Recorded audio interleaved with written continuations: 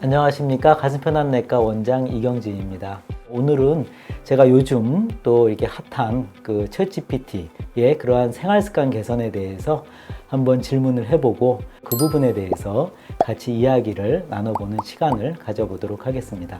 다이어트에는 여러 가지 방법이 있는데요. 사실은 그 의학적으로 그리고 과학적으로 보면은요, 우리 몸에 들어가는 칼로리가 있고 소모되는 칼로리가 있는데 그 균형이 맞으면 체중은 변하지 않을 것이고, 이제 드시는 게 더 많고 소모하는 게 더 적으면은 체중이 늘 것이고, 반대가 되면 체중이 빠질 것이고, 사실 이게 뭐 에너지 보존의 법칙처럼 사실 맞는 얘기거든요. 드시는 건 없는데 뭐 이제 체중이 줄지 않는다라고 얘기하시는 분들은 이 이야기를 들으시고 저한테 뭐라고 하시는 분도 계시겠지만, 사실 그분들의 식습관을 보면은 본인은 줄였다고 하는데 그렇지 않은 경우가 많습니다. 그래서 결국 다이어트의 기본은 꾸준히 드시는 칼로리와 소모되는 칼로리의 균형을 맞추고, 이제 또 체중을 줄이기 위해서는 그 이제 소모되는 게 더 많도록 그렇게 하는 거거든요. 그래서 여러 가지 방법들을 쓰는데, 사실은 안 드시는 게 힘드니까 여러 가지 그러한 방법들을 써서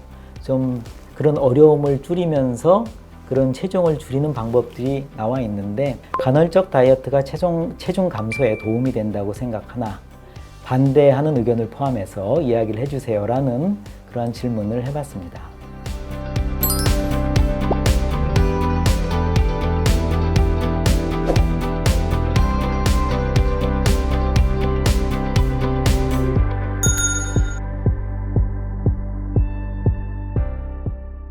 이 간헐적 단식은 뭐 결국은 음식 드실 때는 풍족히 드시고 뭐 또 안 드실 때는 또 굶는다, 이러한 내용이죠. 결국은 다이어트의 어려움을 좀 푸는 또 다른 방법이긴 한데요. 이렇게 해서 여러 연구들에서도 이 체중 감소에 도움이 된다고 하는 그런 내용들은 있습니다. 근데 아직까지도 대부분의 의학자들하고 그 영양학자들은 뭐 이 방법에 동의하지는 않습니다. 저도 마찬가지고요. 왜냐하면은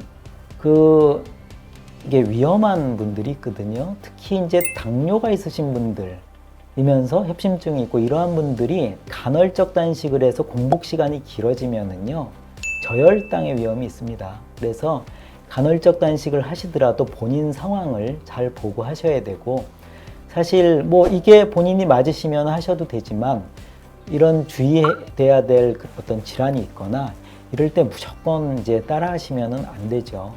사실 제가 뭐 이게 나쁘다 이런 내용을 드리는 게 아닙니다. 이러한 것들이 아직까지는 공식적으로 그 어떤 제도권의 의학에서 동의하는 바가 아니라는 걸 이야기를 드리고 싶었고요. 또 매스컴의 특성상 그렇게 이야기를 할 수 있지만 이게 꼭 맞는 내용은 아니기 때문에, 특히 공복 시간이 오래되면 안 좋은 분들, 이러한 간헐적 단식을 이제 하지 않으셔야 되고요.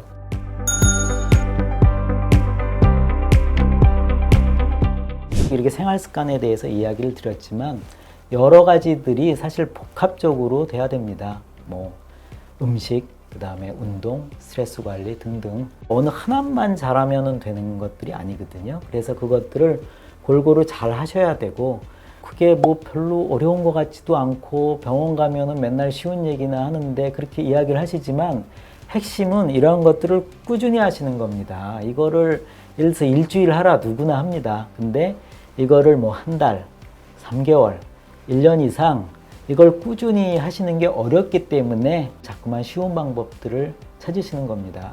어떻게 보면은 많은 비용을 내고 뭔가 사서 드시는 게 제일 쉬운 것처럼 보이거든요. 그래서 그런 것들 하실 수는 있죠. 그렇지만 거기에 어떤 의미가 있는지는 잘 아시고, 그 다음에 기본적으로 하셔야 될 생활 습관을 꾸준히 하시는 게 제일 중요합니다. 오늘은 그 말씀을 드리고 싶었습니다. 네, 지금까지 가슴 편한 내과 이경진 원장이었습니다. 오늘 보신 내용이 좋으셨다면 좋아요와 구독 눌러주시고요. 또 주변 분들에게 공유를 부탁드리겠습니다. 감사합니다.